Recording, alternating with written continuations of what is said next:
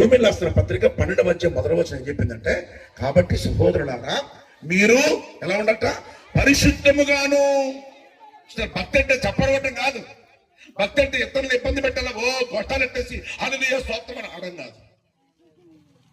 అర్థమైందా? మన జీవితాన్ని పరిశుద్ధపరచుకోవడం. 2, మనకు అనుకూలంగా బ్రతక. ఎలా అనుకూలంగా? మనకు నచ్చినట్టు, మనకు నోటికి ఎంత మాట వస్తే అంత మాటే. అధికారికి లోబడం, పెద్దోళ్ళని గౌరవించం. కనీసం మన ఇంట్లో వాళ్ళు ఇలా వెళ్తున్నారంటే మనకంటే చిన్నోడు లేదు. మరదల్లో కూర్చున్నవారు కాదు. మాంగారు ఉన్నాడంటే కూర్చున్నవారు కాదు. చూసారా, కాలు మీద కాలంటే ఎలాగెలగ ఊపుతుంది. దాన్ని ఏమంటుంది? నాగరికత, అప్డేట్ వెర్షన్ అంటుంది. ఎందుకంటే చక్కటి శ్లోకాలు, చక్కటి ఆరోగ్యం అన్నీ ఉండేవి. ఇప్పుడు చదువు తప్ప అన్నీ ఉన్నాయి. చూసారా, మొన్నవరే అమ్మ డిగ్రీ బీటెక్ కాలేజ్కి వచ్చి సెల్ ఫోన్ తో ఆడుకుంటున్నావేమా, ఫిలిం ఏంటి ప్రీపేర్ ఆడుతున్నావేటమ్మా అన్నందుకు పడే చెప్పించాడు నడుస్తుంది.